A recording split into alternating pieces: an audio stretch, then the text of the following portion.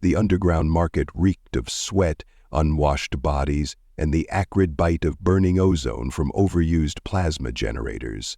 The stale, humid air clung to Paul's skin as he wove through the throngs of traders, mercenaries, and slavers, his every step measured, his expression carefully neutral. He had been here before, too many times. Black market auctions like these were where the worst of the galaxy's filth congregated, where flesh was bought and sold alongside stolen weapons, illegal cybernetics, and contraband spice. Paul had seen slaves in every state imaginable, terrified, broken, drugged into compliance. But this one was different. She stood on the auction block with her shoulders squared and her chin lifted, emerald green skin gleaming under the flickering neon lights. Long white hair cascaded down her back, swaying slightly as she shifted her weight. She had no chains binding her ankles, but she might as well have been made of steel for how unmovable she looked. Even bruised, even surrounded by filth, she carried herself like a queen. Paul felt his gut tighten. This wasn't the plan. He had spent the last 3 months embedded within the slaver network, carefully gathering intelligence, mapping out trade routes and identifying key players. The Federation was waiting for his signal to launch a raid and wipe this entire operation off the map. But if he blew his cover now, if he made a move before everything was in place— A slight brush against his shoulder broke his train of thought. Paul tensed, his instincts flaring as a hooded figure slipped past him in the crowd. He turned, just in time to see a gloved hand flicker toward his belt. Shit. Reflex took over. He caught the thief's wrist mid-matter, twisting just enough to send them stumbling back. The figure hissed, yanking their arm free before melting back into the crowd. But it was too late. A sharp, predatory silence had settled over the immediate area. Paul glanced up, just as the auctioneer's voice slithered through the air. "Gives me a bunchy 200 credits, a bold start. Any challengers?" Paul's blood ran cold. No. His stomach twisted as he replayed the last few seconds in his mind. The thief, the sudden movement, his instinctive reaction, hand jerking slightly, just enough to be misinterpreted as a bid. He hadn't meant to raise his hand. The murmurs spread through the gathered crowd, a dozen alien eyes swiveling toward him with newfound interest. He felt the weight of their stares, some curious, others amused. A voice called from the back, gravelly, guttural, 300. Paul's jaw clenched. If he backed out now, if he tried to correct the mistake, it would draw attention. The slavers might suspect he was an outsider, a spy, and that would unravel everything. But if he played along, if he let this ridiculous bid ride, he could at least extract himself before— The auctioneer grinned, mandibles clicking. "Our generous guest.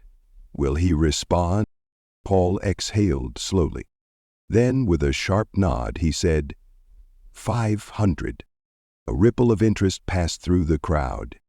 The rival bidder, a bloated, slug-like creature with 6 beady eyes, turned to examine him. Paul could see the calculation happening behind those glistening orbs. He had just driven the price high enough to make the purchase less appealing, but not so high that it seemed unnatural. For a tense second, the alien seemed to consider raising the bid again. Then, with a dismissive wave of its gelatinous limb, it conceded. Paul barely had time to process what had just happened before the auctioneer slammed the final bid marker down with a clang. So, a knot tightened in Paul's chest. 2 enforcers stepped forward, unlocking the woman's wrist restraints. She didn't hesitate. The moment the shackles fell away, she turned, stepped down from the platform, and walked straight toward him. And then, before he could react, she pressed both hands against his chest, looking up at him with those piercing silver eyes. "Husband." Paul blinked. "What?" "You have chosen me." Her voice was steady, carrying no trace of uncertainty. "I am yours now." Paul's mind blanked. She said it so simply, so matter-of-factly.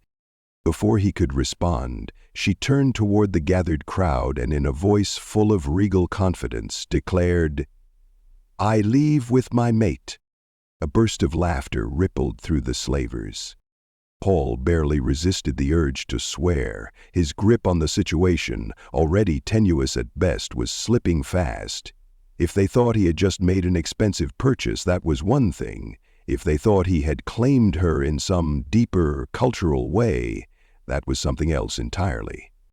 The slavers would be watching him now.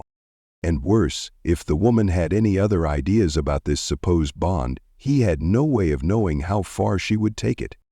Not good. Paul wrapped his fingers around her wrist, not harshly, but firm. "We need to go. Now." She followed without resistance, moving effortlessly at his side as they wove through the crowd. Paul kept his pace measured, his movements calm. If he ran, it would trigger suspicion. They were almost to the exit when a voice rumbled behind them. "Expensive prize you've got there." Paul didn't break stride. Not interested in conversation. A heavy hand clamped onto his shoulder. Paul moved before he thought, years of training snapping into place. He twisted, driving a sharp elbow into the slaver's gut. The brute staggered, coughing, but before he could react, she was already moving. The alien woman surged forward in a blur of motion, striking with ruthless efficiency. She pivoted, slamming a knee into the slaver's ribs, then spun, catching another guard across the jaw. Paul barely had time to register what just happened before she turned back to him, silver eyes gleaming. "We should move faster, husband." Paul exhaled sharply. "Stop calling me that." She only smirked. Then the alarms blared. Paul swore, "Run." They bolted. Blaster fire erupted behind them, searing past his shoulder. Paul yanked her behind cover, raising his own stolen weapon to return fire. She didn't flinch. If anything, she looked thrilled. And that, more than anything, sent a chill through him. This woman, whoever she was, had been playing along this entire time. Not a victim, not a damsel, not someone who needed saving. So the question wasn't why she had been sold. The question was, who the hell had managed to capture her in the first place? Paul sprinted through the docking bay, his breath tight, muscles coiled. His ship was just ahead, the Ceres, its sleek, dark hull gleaming under the flickering overhead lights. The alarms blared behind them, sharp, grating wails that signaled every slaver in the district to converge on their position. The woman ran beside him, effortlessly keeping pace. Not once did she stumble, hesitate, or look back. If anything, she looked thrilled. Paul cursed under his breath. "Move, move." A shot whizzed past his head, scorching the metal wall beside them. He grabbed her wrist and yanked her forward, weaving through the maze of crates and loading equipment. The hangar workers barely reacted, either too used to violence to care or smart enough to stay out of it. The slavers weren't far behind. He could hear them, heavy boots pounding against the metal flooring, shouts in half a dozen different languages. Paul had barely slammed the ship's hatch shut before he strode toward the cockpit, fingers flying over the controls as he prepped for takeoff. The engines hummed to life beneath his feet, vibrating through the hull like a restless beast. Outside, sirens blared and alarms flashed. The slavers were scrambling, but they were too late. By the time their security teams reached the docking bay, Paul's ship was already lifting off, thrusters burning hot as they cut through the polluted air of the market's underground city. He spared a glance at the woman beside him. She sat in the co-pilot seat as if she belonged there, silver eyes gleaming as she watched their escape unfold. She wasn't tense. She wasn't panicked. If anything, she looked amused. That was the first thing about her that set Paul on edge. The second was the way she turned to him, lips curling into a slow, knowing smile. That was exhilarating, husband. Paul clenched his jaw. "Stop calling me that." She hummed, tilting her head. "Would you prefer mate, or perhaps beloved? Your kind has so many words for it." He flicked a switch harder than necessary. "How about neither?" She only laughed, a rich, sultry sound that sent an involuntary shiver down his spine. The ship broke through the planet's upper atmosphere, stars stretching across the vast darkness beyond. The moment they hit open space, Paul engaged the jump drive. The ship lurched as reality twisted, folding around them, and then silence. The slaver world was gone. Only then did he let himself exhale. He turned to her, arms crossing over his chest. "All right, we need to talk." She stretched lazily, the movement deliberate. The dim cockpit lighting cast soft shadows over her emerald green skin, emphasizing the smooth contours of her collarbone and the faint luminescent markings running along her arms. She looked every bit the regal warrior she had appeared to be on the auction block. Except now, she was watching him with something else in her gaze. Something unsettlingly playful. "Ask your questions, husband." Paul pinched the bridge of his nose. "First of all, I didn't choose you. That was an accident." She arched a brow. "And yet, here I am, in your ship, fleeing your enemies, with your name upon my lips." Paul narrowed his eyes. "You don't even know my name." Her lips quirked. "Tell me then." He hesitated. Something about the way she said it felt like a trap, but she was watching him expectantly, waiting. "Paul." She repeated it, testing the sound. Then, slowly, she smiled. "Paul, a strong name." He refused to acknowledge the way her voice made it sound almost intimate. "Your turn," he said instead. She leaned forward slightly, silver eyes locked onto his. "Nyx." Paul studied her. The name suited her, mysterious, dangerous. "All right. Nyx. What the hell were you doing in that auction?" Her expression didn't change, but something flickered in her gaze, a calculation. "I was taken," she said simply. "By who?" "Weak men who thought chains could hold me." Paul exhaled sharply. "You didn't exactly seem helpless back there." Nyx smiled. "Did you want me to be?" He didn't dignify that with an answer. "If you were capable of escaping, why didn't you?" She leaned back as if considering. "Because I was waiting." Paul frowned. "For what?" Nyx's gaze never wavered. "For you." Silence stretched between them, thick with unspoken things. Paul forced himself to move past it. "That's not an answer." She only shrugged. "Perhaps it is not one you are ready to hear." Paul gritted his teeth. This conversation was going nowhere. He pushed off the console and stood. "You can sleep in the back. There's a spare bunk." Nyx blinked. "Sleep? Already?" She tilted her head, giving him a slow, knowing look. "Are you nervous, Paul?" He leveled her with a flat stare. "Not in the slightest." She hummed, rising fluidly to her feet. Too fluidly. Paul had seen fighters move like that before, like every step was deliberate, like every shift of weight could become an attack if needed. And then she invaded his space. He didn't back away, but she was close enough now that he could feel the warmth of her body, close enough that her scent curled around him, earthy, like rain-drenched forests, but with something deeper, something dangerous.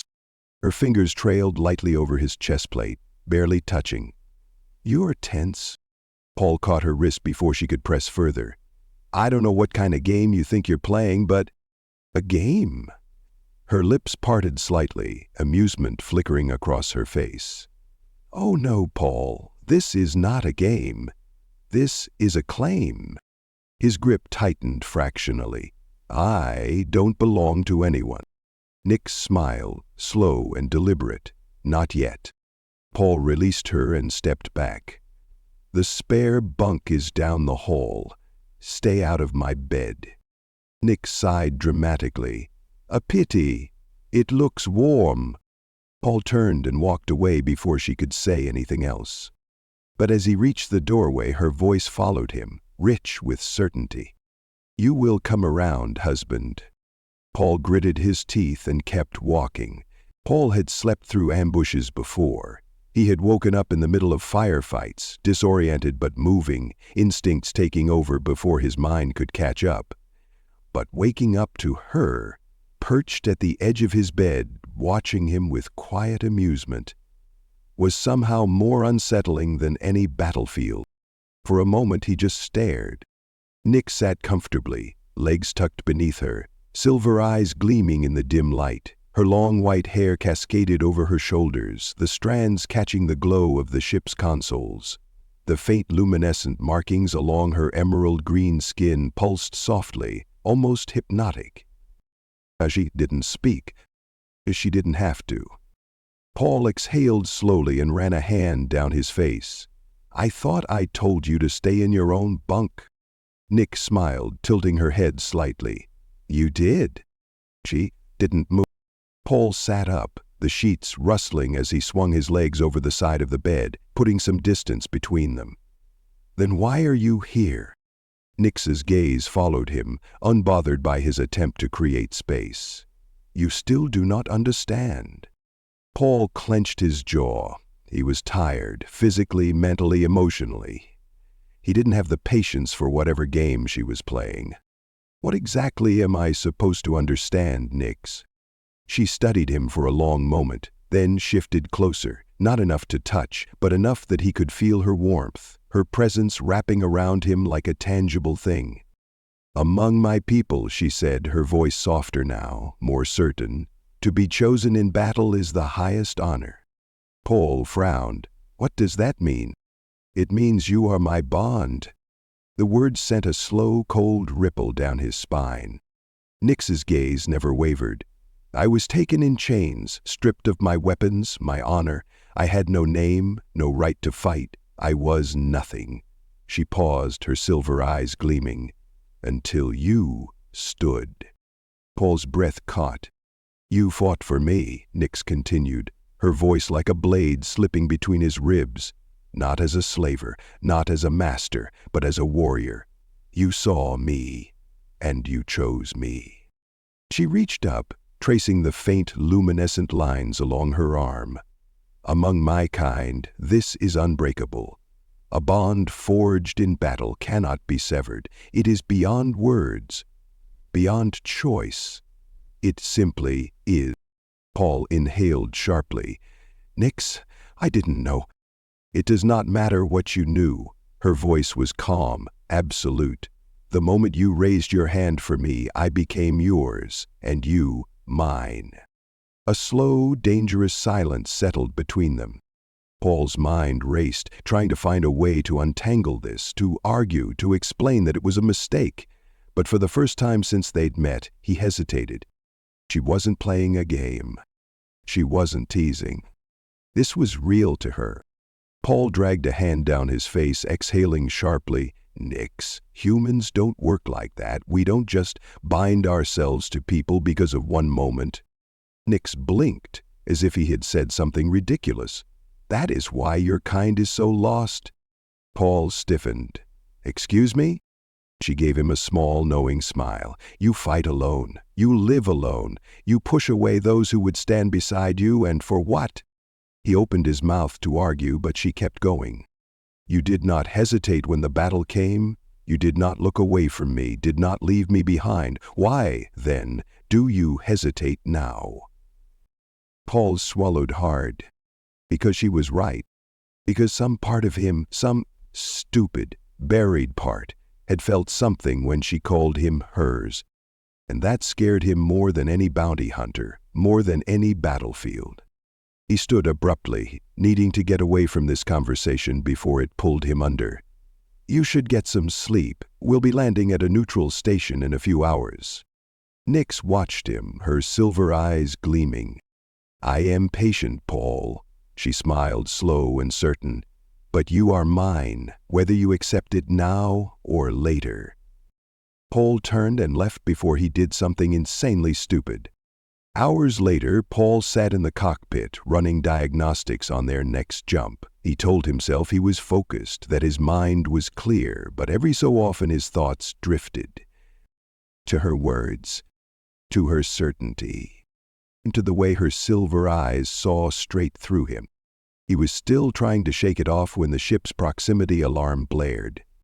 Paul's fingers flew over the controls, scanning for the incoming threat. A sleek, dark vessel had just dropped out of Fasprador fast, predatory, and closing in on their position. The comm crackled to life. Unidentified vessel, power down, and prepare to be boarded. Paul's grip tightened on the throttle. Nix stepped into the cockpit, her expression shifting instantly. No teasing, no amusement, just sharp, calculating focus. Who is it? Paul didn't take his eyes off the screen. Trouble. Nix's gaze flicked to him, unreadable.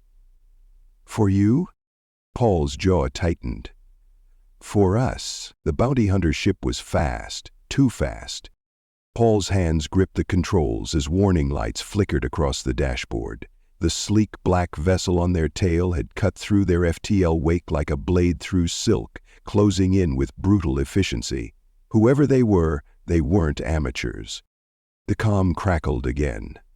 Unidentified vessel. Power down your engines and prepare to be boarded. Non-compliance will be met with lethal force. Paul clenched his jaw. He'd heard that line before. It was the standard greeting of hunters who didn't particularly care whether their targets were dead or alive. Nix stood beside him, her silver eyes locked onto the scanner display. Despite the tension in the air, she was calm. Paul glanced at her. I don't suppose you have any long-lost enemies I should know about. She smirked. More than I can count, husband, but I suspect this is about you. Paul didn't argue. It was possible the slavers had already put a bounty on his head for interfering with their operation, or maybe it was something worse, someone from his past coming to collect a debt he hadn't realized was due. No time to figure that out now.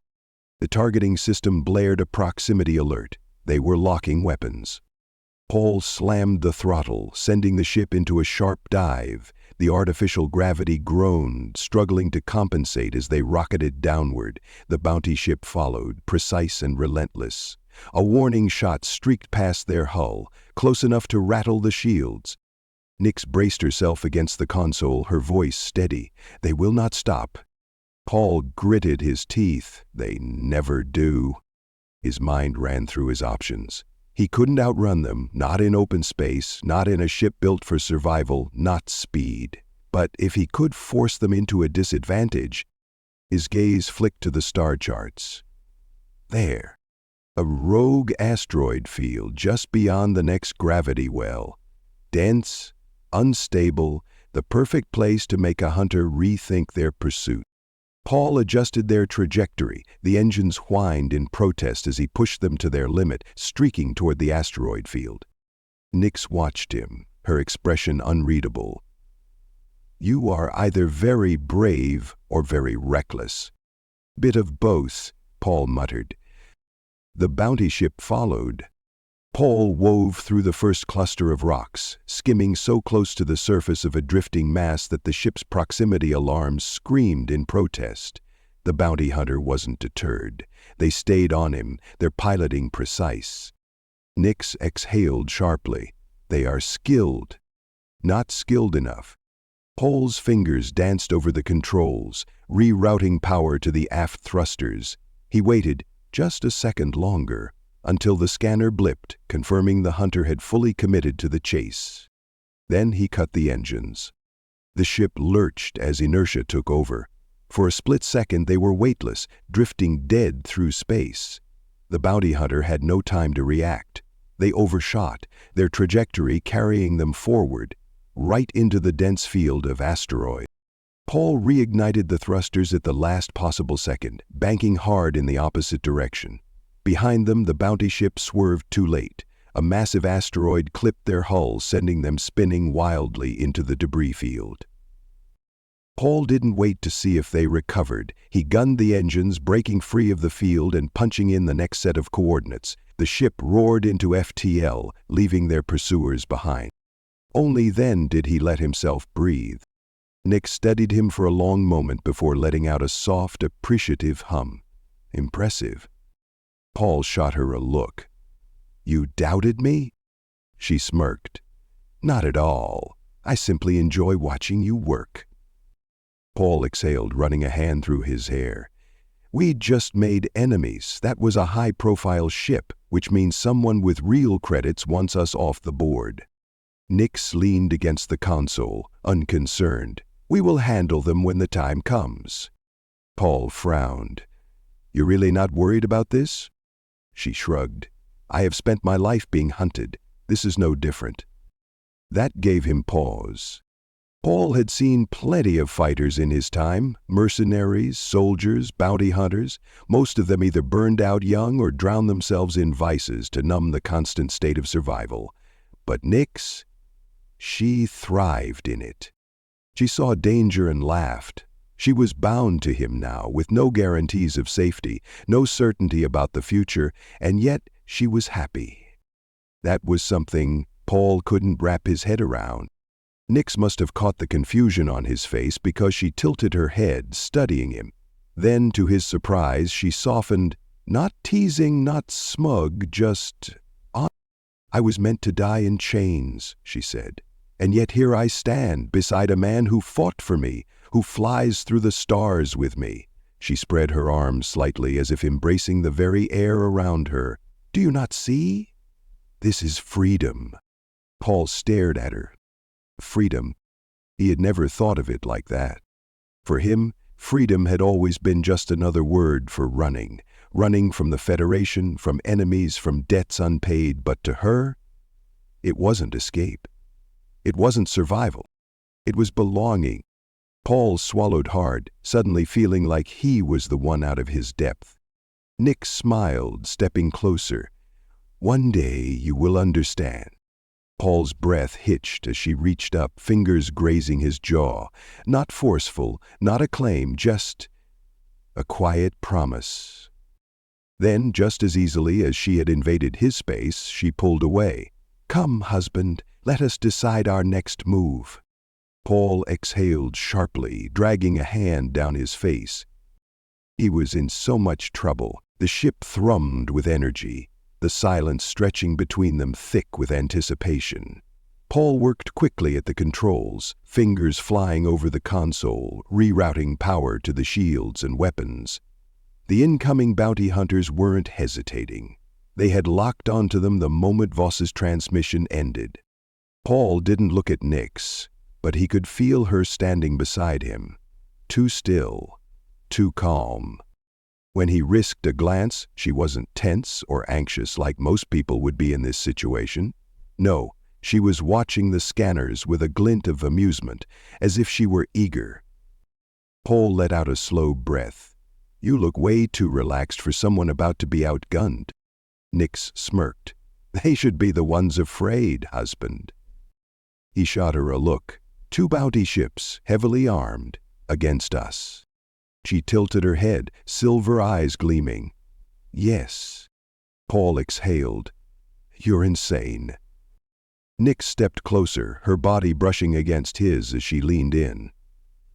And yet, you like that about me. Before Paul could even think of a response, the calm crackled to life. A different voice this time, female, cold and sharp. Paul Wren, you're harboring a high-value fugitive. Surrender now and we won't turn your ship into scrap metal. Paul flicked the switch to respond. Counteroffer? How about you leave, and I won't kill you? A pause. Then a low chuckle. You always were an arrogant bastard. Paul stiffened. His grip on the controls tightened. He knew that voice. Nix's gaze flicked to him, sensing his reaction. Someone you know? Paul's jaw tensed. Used to. The woman on the other end sighed. I should have figured you wouldn't make this easy. A second later, the first blast hit. The ship lurched, shields flaring against the impact. Paul gritted his teeth, gripping the controls as the ship rattled. Nix didn't even flinch.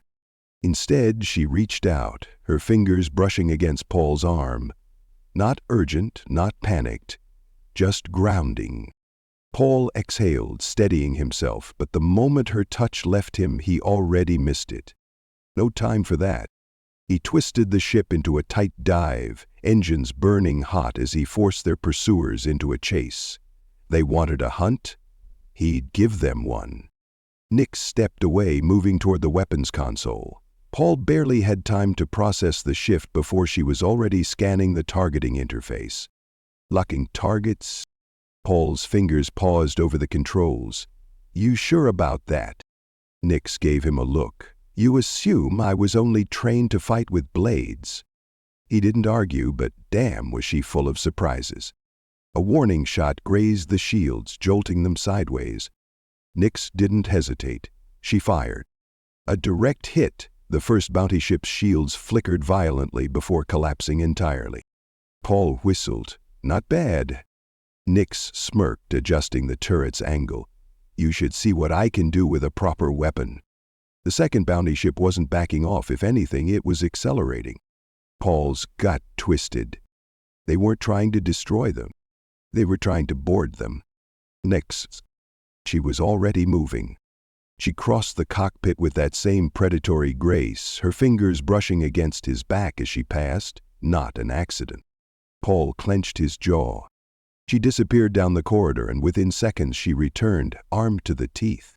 A sleek blaster sat snug against her hip, a plasma knife strapped to her thigh, and was that his backup pulse rifle? Paul scowled. Did you rob my armory while I wasn't looking? Nick smirked, adjusting the strap across her chest. You left it unlocked. It's fingerprint locked. She tilted her head, silver eyes gleaming. I am very good with locks. Paul didn't have time to argue. The bounty ship latched onto them, docking clamps engaging with a heavy clack. The ship's alarms wailed. Paul grabbed his sidearm, checking the charge. We've got incoming. Nix rolled her shoulders, expression turning sharp, predatory. Good. I was starting to get bored. Paul shot her a look. You really need to work on your definition of fun. She stepped closer, voice dropping to something dangerously soft. Oh, husband, I can think of many things more fun than this. Then, before he could react, she leaned in, her lips brushing his jaw, just enough for heat to coil low in his stomach. Paul's breath hitched. She grinned, and then the airlock hissed open. Blaster fire erupted, and the fight began. Blaster fire streaked through the narrow corridor, slamming into the bulkheads and sending sparks flying. Paul ducked behind a cargo crate, heart pounding as he fired off a quick retaliatory shot. The bounty hunters were fast, too fast. They had anticipated resistance, moving in tight formation, their weapons trained on every possible angle of attack. He risked a glance at Nix. She was already in motion. She moved like a shadow, fluid and unpredictable. One moment she was pressed against the wall, the next she was lunging, weaving through the blaster fire, like she had memorized the pattern before it was even fired. A bounty hunter took aim at her, but before he could pull the trigger, she was already on him. One smooth motion and her plasma knife sliced across his throat. The man choked, his weapon slipping from his fingers before he crumpled to the floor. Paul barely had time to process it before she grabbed the fallen blaster and spun, shooting another attacker square in the chest. Paul exhaled sharply. She was terrifying. Another shot whizzed past his ear, yanking him back to the present. He fired twice, hitting his mark, then moved to flank the remaining hunters. The ship shook as an explosion rocked the outer hull. A warning alert flashed red on the console. They were trying to breach the cockpit. Paul swore under his breath. They're cutting through the damn hull. Nix, we need to move. She didn't hesitate. Grabbing a discarded grenade from one of the fallen hunters, she yanked the pin with her teeth and tossed it toward the airlock. Paul's eyes widened. Are you insane? That'll blow the... The explosion detonated before he could finish, the shockwave rattling through the ship. The remaining hunters were thrown backward, their bodies hitting the walls with sickening thuds. Smoke and debris filled the air, but the breach was sealed.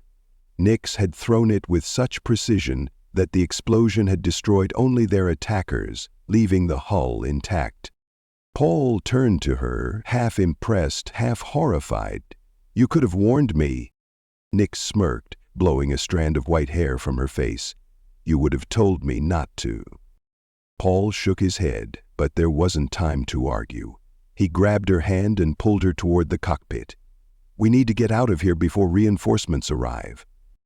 Nix didn't resist. In fact, she let him pull her closer, so close that he could feel the warmth of her against his back as they ran. His ship was a mess, alarms blaring, warning lights flashing, but the engines were still functional. That was all that mattered. Paul slid into the pilot's chair, fingers flying over the controls. Hold on to something. Nix leaned over him instead, her lips grazing the shell of his ear. I will hold on to you, husband. Paul nearly choked on air. She was doing this on purpose? With a sharp exhale, he wrenched the controls and sent the ship into a violent dive, disengaging from the bounty hunter's docking clamps. The force of the maneuver ripped them free, sending their attacker's ship spinning out of control. Nix didn't flinch. Paul grit his teeth, eyes scanning the scanner. The second bounty ship was still on their tail. Damn it, he muttered. Nix's hands slid over his shoulders, slow and deliberate. You are tense, she murmured, her lips grazing dangerously close to his neck. Paul gripped the throttle harder. Because we're about to die, Nix. She chuckled. No, we are not. Paul was about to argue when she pulled away and grabbed the co-pilot's controls. She flicked a switch. A second later, one of the ship's dorsal cannons fired, striking the bounty ship's wing at the perfect angle. The vessel veered off course, smoke pouring from the damaged thrusters. Paul blinked. Nix smirked, leaning back as she traced her fingers down his arm. You are good, husband, but I am better. Paul exhaled sharply, focusing on the navcom. We need a place to lay low, now. Nix hummed, considering. There is a system not far from here. Remote. Hidden. Paul narrowed his eyes. And you just happen to know a place? She smiled. I am full of surprises. Paul didn't trust it, but right now, he didn't have a better option. He punched in the coordinates. The ship lurched into FTL, leaving the wreckage behind. Silence filled the cockpit. Paul exhaled, running a hand through his hair. Nix stepped closer. Too close. He turned, about to tell her to give him space, but the words died in his throat as her hand slid over his chest. His breathing hitched. Nix, he warned. She tilted her head, silver eyes bright with something wicked. You fight so hard against me, Paul? She was too warm, too close. And after everything, the battle, the adrenaline, the near-death chase, his body ached with exhaustion, with tension, with something else entirely. Nix felt it. Her fingers traced the collar of his shirt, slow, deliberate. I told you before, she murmured, voice silk and fire. You belong to me now. Paul swallowed hard. That's not how this works. Nix's lips curved. Then show me how it works, husband. Before he could argue, she closed the distance, her lips crashing against his. Paul's brain short-circuited. Every instinct screamed at him to push her away, to regain control of the situation, But, God's help him, he kissed her back. Heat coiled in his gut, sharp and overwhelming. His hands moved before he could stop them, gripping her waist, pulling her against him. Nix let out a pleased sound, her fingers tangling in his hair. The kiss was war, not gentle, not hesitant, a battle neither wanted to lose. When she finally pulled back, her lips were kiss-swollen, her breath uneven. Paul was no better. Nix smirked. So, you surrender? Paul exhaled, resting his forehead against hers. You're impossible. Her fingers traced his jaw, feather-light. And you love it. Paul didn't answer, because they both knew she was right. Days passed, then weeks. For the first time since it all began, there was no one hunting them, No bounty hunters dropping out of FTL, no encrypted threats over the comms, no whispers of Kieran Voss's reach creeping closer. They were free. Paul wasn't sure when it had truly sunk in, when the tension in his shoulders had finally eased, when he had stopped waking in the middle of the night expecting alarms to blare. Maybe it was the first morning he had woken up to silence, not the hum of an impending chase. Or maybe it was now, standing at the edge of the cockpit, watching Nyx laugh under the soft glow of a distant sun. She was outside, perched on the hull of the ship, her long white hair catching the golden light as she leaned back against the metal. He should have told her to be careful, that the hull wasn't meant for lounging, that one wrong step would send her tumbling into space. But she looked so at ease, so perfectly content, that he didn't have the heart to ruin it. Instead, Paul exhaled and stepped out onto the hull beside her. Nyx tilted her head as he approached, silver eyes gleaming with quiet amusement. "You finally joined me." Paul grunted, folding his arms. "Someone has to keep you from drifting into the void?" Nyx smirked. "Ah, my ever-dutiful protector." He rolled his eyes, but didn't argue. Silence settled between them, not tense, not weighted with unspoken things like before, just comfortable. Paul stared out at the view before them, a remote system untouched by war or trade routes, planets with oceans that shimmered like liquid sapphire, moons hanging in the distance like polished pearls. It was beautiful. He couldn't remember the last time he had stopped to actually look at something like this. Nyx shifted beside him, stretching like a cat basking in the warmth of a star. "You are restless," she observed. Paul huffed. "I'm used to running." Nyx turned, studying him for a long moment. "You do not have to run anymore." Paul's jaw tensed.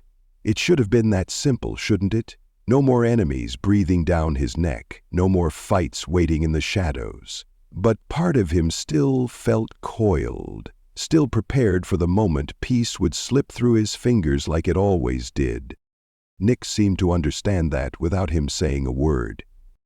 She leaned in, pressing warm lips to his jaw, soft, brief, a touch that wasn't a demand, just a reminder. Paul sighed, letting his eyes close for just a second. Nyx smirked against his skin. "You will adjust, husband." Paul chuckled, shaking his head. "You really don't give up, do you?" She grinned. "Never." And maybe, just maybe, he was starting to be okay with that. Days had passed since their last battle, and for the first time in what felt like a lifetime, there was peace. No warning sirens blaring through the ship, no enemy ships tailing them through deep space, no transmissions filled with threats, demands, or bounty notices. Just silence. Just them. Paul had spent so long running, fighting, surviving, that the absence of danger felt foreign. His muscles were still wired for conflict, his mind still half expecting disaster at any moment. But no alarms came, no enemies found them. They had won. He stood in the dimly lit cockpit, staring out into the abyss of space. A remote system, far beyond the usual trade routes, hidden from the reach of those who had once hunted them. No one would find them here. But that wasn't what unsettled him. It was her. Nyx had changed everything. He could feel her before she even stepped into the room. Her presence, her warmth, the way the air shifted when she was near. She moved like a shadow, her bare feet silent against the cold floor, but Paul had learned to recognize her presence without needing to see her. She had a gravity to her, something undeniable, something impossible to ignore. And right now, it was all directed at him. Paul didn't turn when she stopped behind him, but he could hear the soft inhale of her breath, the subtle rustle of fabric as she leaned against the doorway. Then, a touch. Gentle, fingertips brushing over his bare shoulder, trailing down his back in an absent-minded, almost possessive motion. He exhaled through his nose. "You're quiet." Nyx hummed, the sound low and indulgent. I am content." Paul glanced at her over his shoulder, his voice edged with amusement. "Didn't think that was possible for you?" She smiled, knowing, endlessly confident. "I have all that I desire." Her fingers trailed lower, nails lightly grazing down his spine before settling at his waist. Her touch was lazy, unhurried, like she had all the time in the universe to map him. Paul stiffened just slightly, his breath slowing. Nix felt it. She stepped closer, pressing her body against his back, her arms sliding around his waist from behind. She sighed against his skin, the heat of her breath searing. "You resist me," she murmured, her lips grazing the nape of his neck. "Yet you let me touch you." Paul clenched his jaw, his hands gripping the edge of the console. "You always have to push, don't you?" Nix smiled against his skin. "I push because you like it." Paul's chest rose and fell in slow, controlled breaths, but his fingers twitched when she dragged her lips down the curve of his shoulder. Not quite a kiss, but close enough to set his pulse hammering. Then, in a motion too smooth, too effortless, she turned him to face her. Paul let her, because of course he did. Nix tilted her head, studying him like he was a puzzle she had already solved. "You are always the one in control, aren't you?" Paul swallowed hard. Her hands slid up, pressing against his chest. Slow, deliberate, possessive. Then, without hesitation, she pushed him backward. Paul stumbled. For the first time, he felt off balance. He landed against the pilot's seat, breath knocked from his lungs as Nix followed him down, straddling his lap with effortless grace. His hands instinctively gripped her hips as if on reflex. Nix smirked. Paul stared up at her, stunned. Not because she was on top of him, but because he realized he wanted her there. And Nix? She knew it. She felt it in the way his hands tightened against her thighs, in the way his chest rose sharply beneath her touch, in the way his breath shuddered when she rolled her hips down against his. Paul's vision blurred for a second. Damn her. Nix sighed, dragging her nails down his stomach, enjoying the way his muscles tensed beneath her fingertips. She leaned in slowly, letting her lips hover over his. Not yet. She wanted him to break first. Paul knew that. And yet, he was dangerously close to doing exactly that. Nix's voice dipped, rich and indulgent. "You have given me many things, husband." Paul swallowed, his grip tightening against her waist. "Yeah?" Nix's lips ghosted over his, her breath sweet and teasing. "But you have not yet given me this." Paul's resolve snapped. His hand shot up, fingers tangling into her hair as he dragged her mouth to his. Nix gasped, pleased, triumphant, so damn eager. As he finally gave in, the kiss was fire and surrender, an unspoken admission of what had been building for too long. Nix moaned against his lips, rolling her body against his, drinking in the heat, the raw hunger of him. Paul wasn't gentle. He pulled her closer, forcing her to feel the tension he had been holding back for so long. Nix loved it. She whined, nails biting into his shoulders, a silent plea for more. Paul gave it to her. Paul had never been a man who let himself fall. Not in battle, not in life, and certainly not for someone else. And yet, here he was. Nix was everywhere. The press of her body against his, the heat of her skin, the way her breath hitched as he dragged his hands down her back. She arched into him, her nails tracing fire along his shoulders, her silver eyes dark with something raw, something unchained. Paul's fingers tightened at her waist as she moved against him, slow and deliberate, teasing, testing, pushing. His pulse thundered beneath his skin, his body a live wire of tension and surrender. "You take too much pleasure in this," he muttered, voice rough. Nix smirked against his jaw, nipping lightly before whispering, Because you finally stopped running. Paul exhaled sharply. Damn her. Her lips ghosted over his, soft but insistent, as if daring him to meet her halfway. And he did.